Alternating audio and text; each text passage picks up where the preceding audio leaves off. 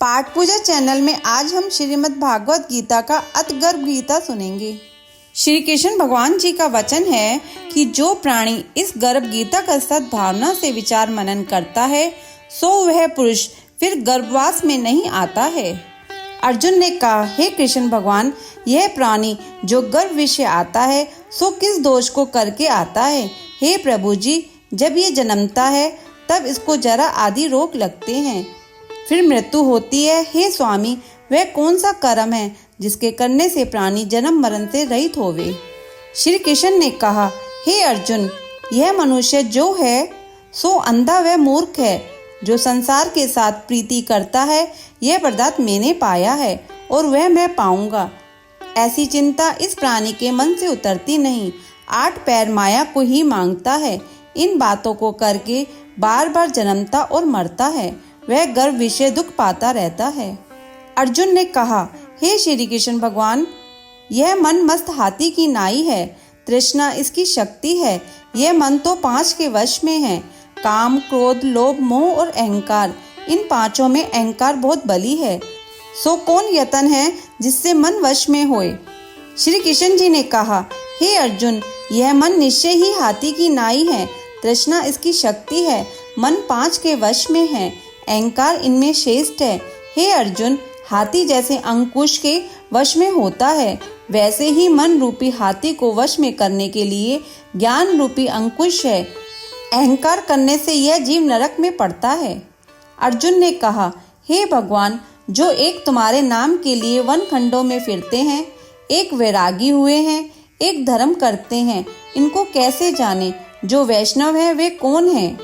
श्री कृष्ण ने कहा, हे अर्जुन, एक मेरे ही नाम के लिए वनों में फिरते हैं, वे सन्यासी कहलाते हैं। एक सिर पर जटा बांधते हैं, एक अंग पर भस्म लगाते हैं, उनमें हम नहीं हैं, क्योंकि इनमें अहंकार है, इससे मेरा दर्शन दुर्लभ है। अर्जुन ने कहा, हे भगवान, वह कौन सा पाप है जिससे स्त्री की मृत्यु हो जाती है?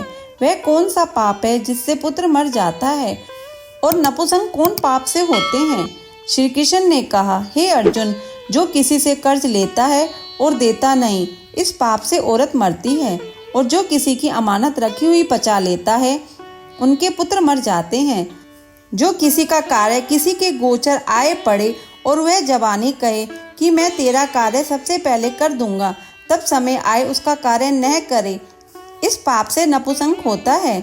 यह बड़े पाप हैं। अर्जुन ने कहा, हे भगवान, कौन पाप से मनुष्य सदैव रोगी रहता है? किस पाप से गधे का जन्म पाता है? स्त्री का जन्म तथा टट्टू का जन्म क्यों कर पाता है? और बिल्ली का जन्म किस पाप से होता है?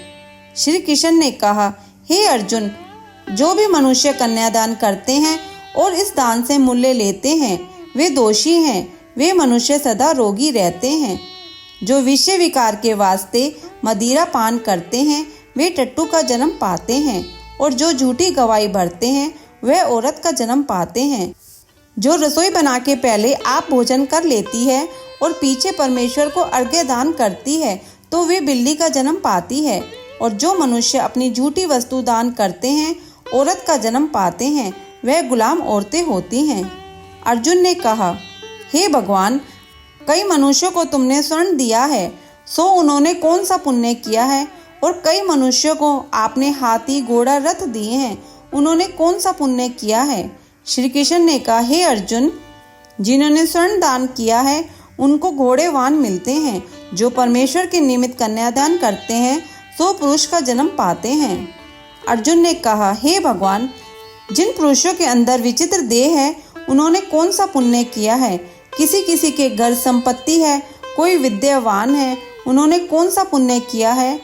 श्री कृष्ण ने कहा, हे अर्जुन, जिन्होंने अन्न दान किया है उनका सुंदर स्वरूप है। जिन्होंने विद्या दान किया है वे विद्यावान होते हैं।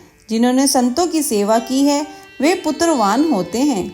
अर्जुन ने कहा, हे भगवान, किसी को धन से प्रीति है, कोई स्त्रियों से प्रीति करते हैं, इसका क्या कारण है, समझा कर कहिए। श्री कृष्ण ने कहा, हे अर्जुन, धन और स्त्री सब नाश रूप है, मेरी भक्ति का नाश नहीं है। अर्जुन ने कहा, हे भगवान, यह राजपाट किस धर्म के करने से मिलता है? विद्या कौन से धर्म करने से मिलती है? श्री कृष्ण ने कहा, हे अर्जुन, प्राणी काशी में निष्काम भक्ति से तप करते हुए देह त्यागते हैं, वे राजा होते हैं, और जो गुरु की सेवा करते हैं सो विद्यावान होते हैं। अर्जुन ने कहा, हे भगवान, किसी को धन अचानक बिना किसी परिश्रम से मिलता है, सो उन्होंने कौन सा पुण्य किया है। श्री कृष्ण ने कहा, हे अर्जुन, जिन्होंने गुप्त दान किया है उनको धन अचानक मिलता है। जिसने परमेश्वर का कार्य और पराया कार्य संवारा है, वे मनुष्य रोग से रहित होते हैं। अर्जुन ने कहा, हे भगवान, कौन सा पाप से अमली होते हैं और कौन सा पाप से गूंगे होते हैं और कौन से पाप से कुष्ठी होते हैं। श्री कृष्ण ने कहा, हे अर्जुन, जो आदमी नीच कुल की स्त्री से गमन करते हैं सो अमली होते हैं। जो गुरु से विद्या पढ़कर मुकर जाते हैं सो गूंगे होते हैं। जिन्होंने गोघात किया है वे कुष्ठी होते हैं। अर्जुन ने कहा, हे भगवान, जिस किसी पुरुष की देह में रक्त का विकार होता है वह किस पाप से होता है और दरिद्र होते हैं। किसी को खंड वायु होती है और कोई अंधे होते हैं तो कोई पंगु होते हैं, सो कौन से पाप से रहित होते हैं। और कई स्त्रियां बाल विधवा होती हैं तो यह किस पाप से होती हैं।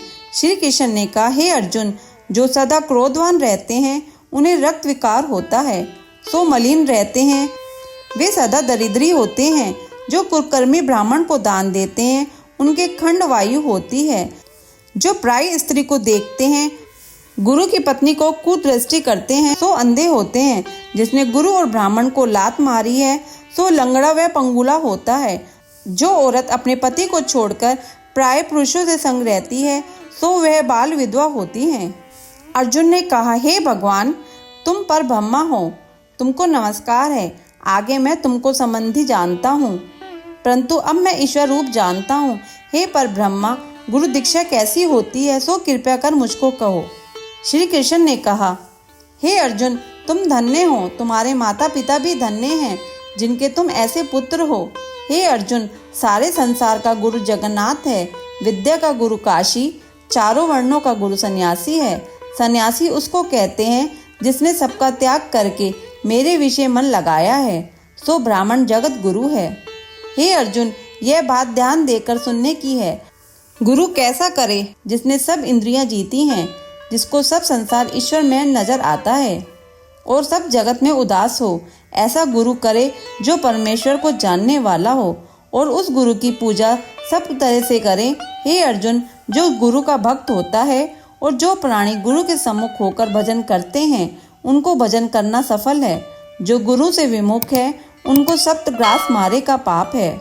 गुरु से विमुख प्राणी दर्शन करने योग्य नहीं होते। जो गृहस्थी संसार से गुरु के बिना है चंडाल के समान है। जिस तरह मदिरा का भंडार हो उसमें जो गंगा जल है सो अपवित्र है, इसी तरह गुरु से विमुख का भजन सदा अपवित्र होता है। उसके हाथ का देवता भी नहीं लेते, उसके सब कर्म निष्फल है। कुकर सूकर गदर काक ये सबकी सब योनियों से बड़ी खोटी योनि है। इन सबसे वह मनुष्य खोटा है जो गुरु नहीं करता। गुरु बिना गति नहीं होती, वह अवश्य नरक को जाएगा। गुरु दीक्षा बिना प्राणी के सब कर्म निष्फल होते हैं। हे अर्जुन, जैसे चारों वर्णों को मेरी भक्ति करना योग्य है वैसे गुरुधार के गुरु की भक्ति करना योग्य है। जैसे गंगा नदियों में उत्तम है, सब व्रतों में एकादशी का व्रत श्रेष्ठ है, वैसे ही हे अर्जुन, शुभ कर्मों में गुरु सेवा उत्तम है। गुरु दीक्षा बिना प्राणी पक्षु योनि पाता है। जो धर्म भी करता है सो पक्षु योनियों में फल भोगता है, 84 योनियों में भ्रमता रहता है। अर्जुन ने कहा, हे श्री कृष्ण भगवान, गुरु दीक्षा का क्या वस्तु है। श्री कृष्ण ने कहा, हे अर्जुन, धन्य जन्म है उसका जिसने यह प्रश्न किया है। तू धन्य है। गुरु दीक्षा के 2 अक्षर हैं, हरि ओम। इन अक्षरों को गुरु कहता है। यह चारों वर्णों का अपनाना श्रेष्ठ है। हे अर्जुन, जो गुरु की सेवा करता है उस पर मेरी प्रसन्नता है। वह 84 से छूट जाएगा, जन्म मरण से रहित हो नरक नहीं भोगता। जो प्राणी गुरु की सेवा नहीं करता वह 3.5 करोड़ वर्ष तक नरक भोगता है। जो गुरु की सेवा करता है उसको कई अश्वमेघ यज्ञ के पुण्य का फल मिलता है। गुरु की सेवा मेरी सेवा है। हे अर्जुन, हमारे तुम्हारे संवाद को जो प्राणी पढ़ेंगे और सुनेंगे सो गर्भ के दुख से बचेंगे, उनकी 84 कट जाएगी। इसी से इस पाठ का नाम गर्भ गीता है। श्री कृष्ण भगवान जी के मुख से अर्जुन ने श्रवण किया है। गुरु दीक्षा लेना उत्तम कर्म है। उसका फल ये है कि नरक की 84 में जीव बचा रहता है। भगवान बहुत प्रसन्न होते हैं। गर्भ गीता संपूर्ण। अगर आपको यह पाठ सुनना अच्छा लगा हो तो इसे लाइक करके शेयर करें। चैनल पे नए हैं तो सब्सक्राइब करें।